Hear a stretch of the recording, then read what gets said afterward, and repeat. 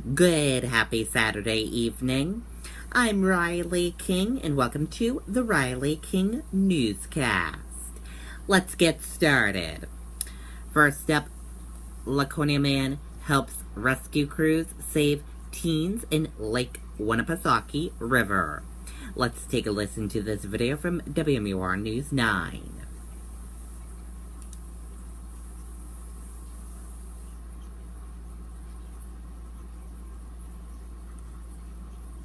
This is an article published by The Guardian back in 2014. It's an obituary for Australia's Great Barrier Reef. 2 years later, Outside magazine published this.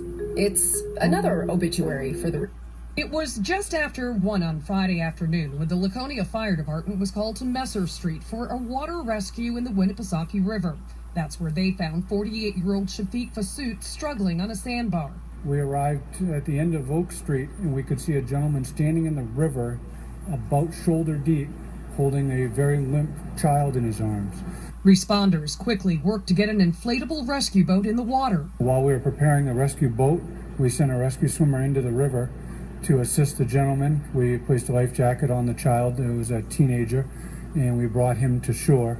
2 teenagers were brought to the hospital.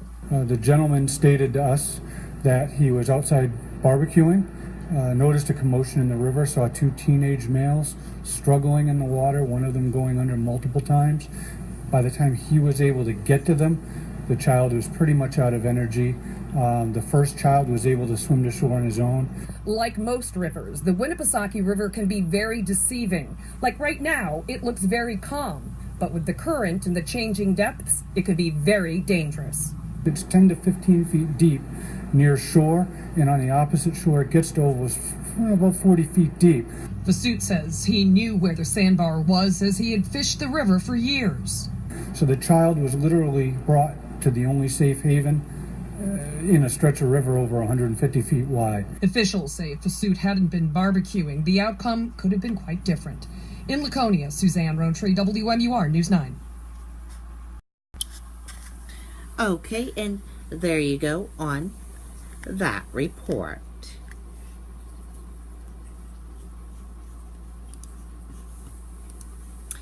Florida man on med after acquiring flesh-eating bacteria on New Hampshire hike.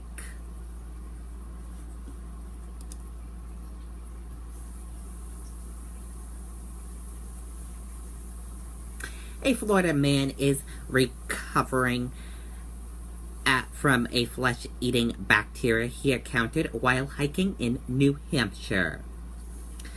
The 32-year-old Wayne Atkins of Miami has been hospitalized since Father's Day weekend.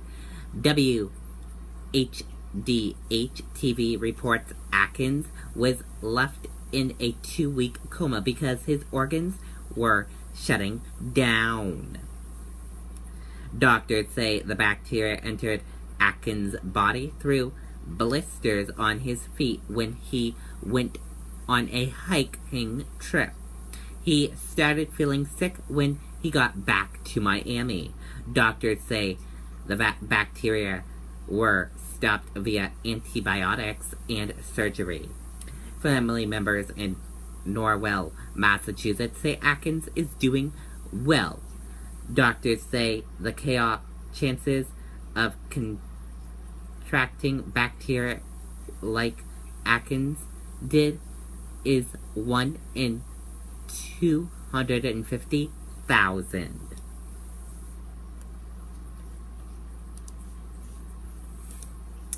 Woman arrested in connection with body found in Brockton.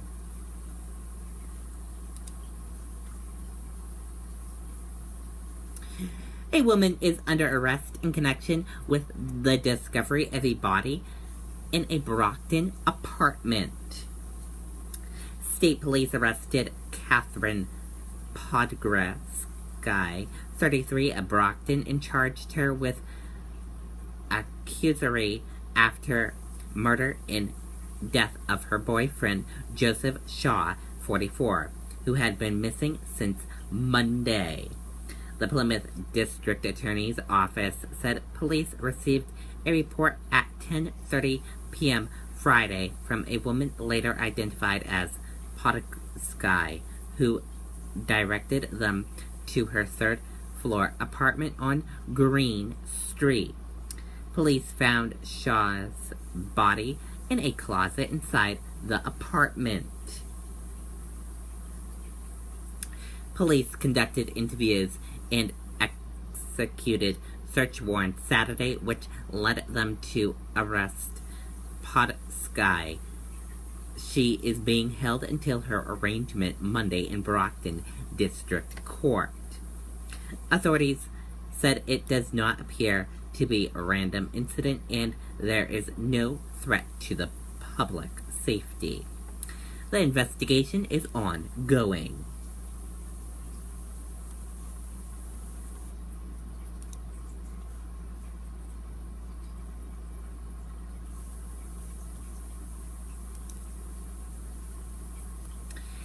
K-9 unit tracks down Portland robbery suspect.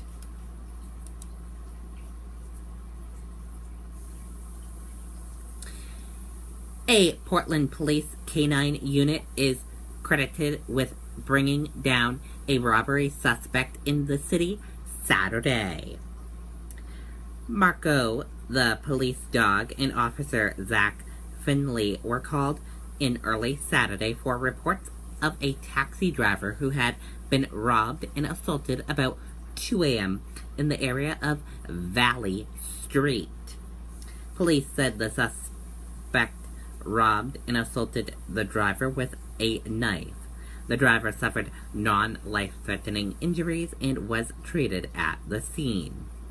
They said it only took Marco about an hour to trace the scent of the alleged attacker in the area just 1 mile away from where the attack occurred. Dominic Dees, 40 of Portland, was arrested and charged with robbery and aggravated assault.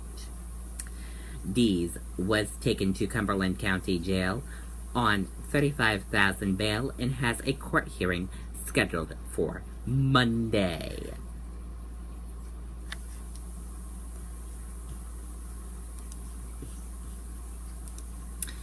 Trump and Twitter trade blast leak on Sessions and notes presidential power to pardon. Let's take a listen to this video from ABC News.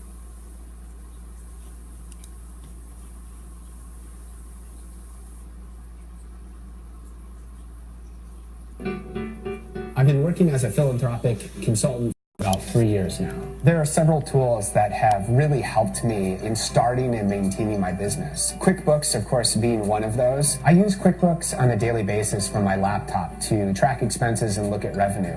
But I also use it a lot on my cell phone when I'm traveling to capture receipts and even track my mileage.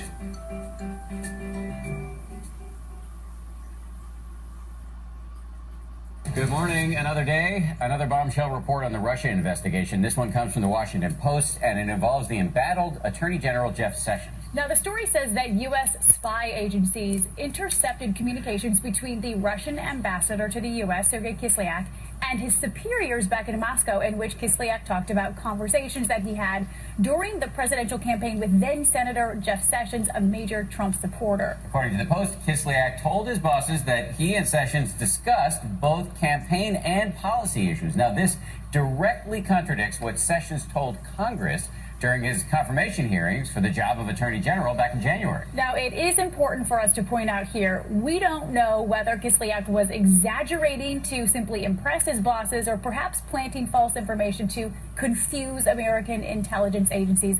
This info is only coming from him. Either way, it's a major new development, and it comes as we head into a week when people close to Trump, including his son, Don Jr., and his son-in-law, Jared Kushner, and former campaign manager Paul Manafort will be meeting behind closed doors with investigators on Capitol Hill. We begin our coverage this morning with ABC's David Wright, who's at the White House. David, good morning to you. Good morning, Dan and Paula. The president is already up this morning and tweeting his outrage at the Post story, blasting what he calls another case of intelligence leaks and adding these illegal leaks, like Comey's, must stop.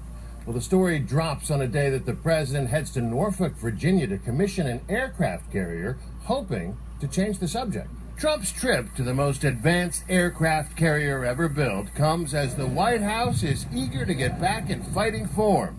It's his second trip to the USS Gerald Ford. Back in March, he put on the presidential bomber jacket and ended up being bombarded himself. When did you first learn that Sessions spoke to the Russian ambassador? With questions about Attorney General Jeff Sessions' decision to recuse himself from investigations into Russia and the campaign.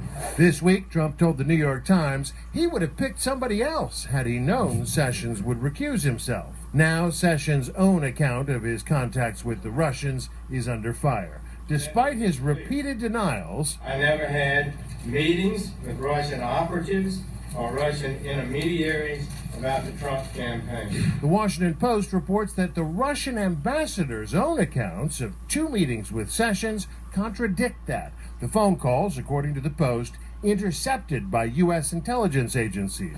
One source tells ABC News the two did discuss foreign policy issues, but there was no discussion of Russian interference in the campaign. All of this on a day when the White House rolled out its new communications team. Businessman Anthony Scaramucci is in the top job. He wasn't always a fan of Trump's. You called Donald Trump a hack? He's a hack politician. Does he know what you said about him back in 2015 when you said he was a hack politician?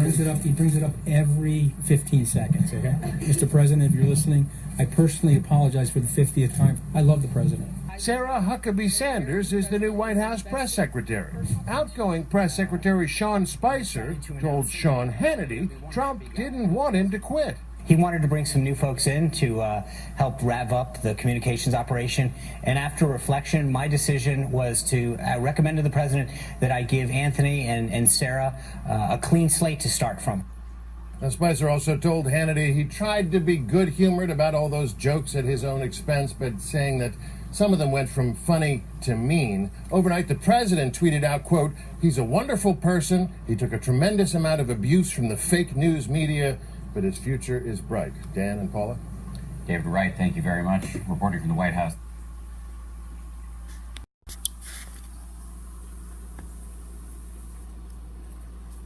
Okay, and there you go on that report. And that does it for the Riley King Newscast right here on the Riley King Network. I hope you all have a wonderful rest of your Saturday night, and I'll see you back here tomorrow with more great news. Good night, everyone. Bye.